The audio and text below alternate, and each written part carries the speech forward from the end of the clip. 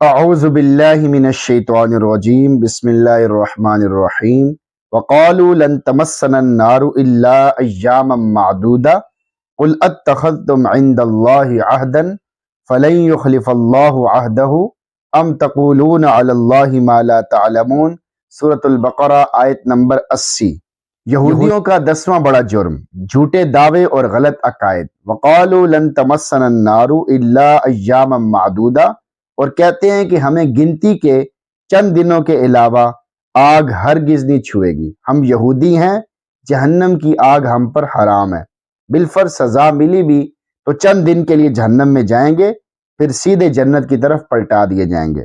قل اتخذتم عند اللہ عہدا فلن یخلف اللہ عہدا، آپ ان سے کہیے کیا تم نے اللہ سے کوئی وعدہ لے رکھا ہے کہ پس اللہ اپنے وعدے کے خلاف نہیں کرتا؟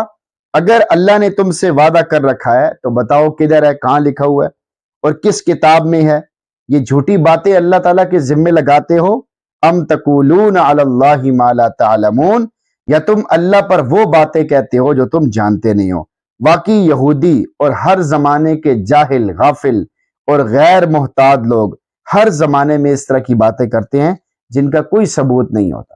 آیت کا میسج آپ کے نام، یہ بے وقوفی اور حماقت ہے۔ بہت سے غافل مسلمان جو عمل کے لحاظ سے زیرو ہیں، وہ بھی عقیدہ بنائے بیٹھے ہیں کہ ہم کچھ عرصہ جہنم میں رہیں گے پھر جنت میں چلے جائیں گے، مگر یہ نہیں سوچتے کہ تھوڑی دیر کے لیے بھی جہنم میں رہنا بڑا خوفناک ہے۔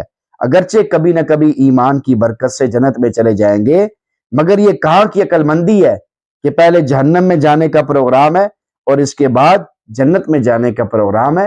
یہ انتہائی بے وقوفی اور نادانی ہے کہ آدمی یہ سمجھتا رہے کہ میرے اعمال بھی چاہے جس طرح کے بھی ہوں میں پھر بھی جنت میں جاؤں گا۔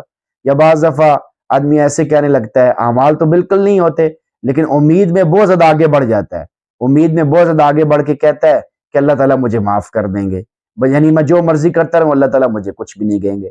تو یہ سوائے بے وقوفی اور نادانی کے اور کچھ بھی نہیں ہے۔ تو اس لیے اس آیت میں اللہ تعالیٰ اسی بات کو واضح کر رہے ہیں کہ یہودی یہ کہتے تھے کہ ہم اگر جہنم میں چلے بھی گئے تو چند دن جہنم میں رہیں گے، اس سے زیادہ نہیں رہیں گے۔ تو یعنی یہ ان کی بہت بڑی بے وقوفی ہے۔ اللہ تعالیٰ نے فرمایا کہ آپ ان سے پوچھیں کیا تمہارے پاس کوئی اللہ کی طرف سے لکھا ہوا وعدہ ہے؟ اگر لکھا ہوا ہے تو اس کو لے کر آؤ کہ اللہ اس کے خلاف نہیں کرے گا، یا تم ایسی باتیں کرتے ہو جو تم نہیں جانتے، یعنی ایسی فضول قسم کی باتیں کر رہے ہو جن کا آگے پیچھے کچھ سرا نہیں، کوئی مقصد نہیں۔ جب آدمی سے اللہ تعالیٰ ناراض ہوتا ہے تو اللہ تعالیٰ اسے نفس کے حوالے کر دیتا ہے، پھر وہ نفس کے حوالے ہو کر عجیب عجیب سی باتیں کرتا ہے، حالانکہ اسے اندر سے کھٹکا بھی ہوتا ہے کہ میں یہ باتیں کر رہا ہوں غلط کر رہا ہوں، اچھی نہیں کر رہا، یہ باتیں صحیح نہیں کر رہا کیونکہ میں اعمال کے اعتبار سے کمزور ہوں، لیکن دل کی سختی کی وجہ سے، گناہوں کی نحوست کی وجہ سے وہ اس طرح کی فضول باتیں کرتا چلا جاتا ہے، اور بعض دفعہ ان باتوں کی وجہ سے اس کا ایمان بھی چلا جاتا ہے۔ اس کے باوجود وہ یہ کہہ رہا ہوتا ہے کہ کوئی مسئلہ نہیں ہے۔ 25ویں پارے کی ایک آیت میں یہ کہا جا رہا ہے کہ اگر میں اللہ کے پاس گیا بھی تو میرے لیے خیر ہی خیر ہوگی۔ تو یہ آدمی کی بہت بڑی بے وقوفی اور نادانی ہے، جیسے کہ اس آیت میں بتایا گیا۔ تو کبھی بھی ایسی بات نہیں سوچنی چاہیے کہ میں جو مرضی کروں، جتنے مرضی گناہ کروں اور پھر بھی اللہ تعالیٰ مجھے ہاں امید رکھنی چاہیے، اللہ کی رحمت سے امید رکھنی چاہیے، لیکن اس امید پر گناہ کرنا، اللہ کی رحمت کے بہانے گناہ کرتے رہنا، یہ بہت بڑی نادانی اور بے وقوفی ہے۔ اللہ تعالیٰ سے دعا ہے کہ اللہ تعالیٰ ہم سب کو عمل سمجھ توفیق عطا فرمائے، آمین۔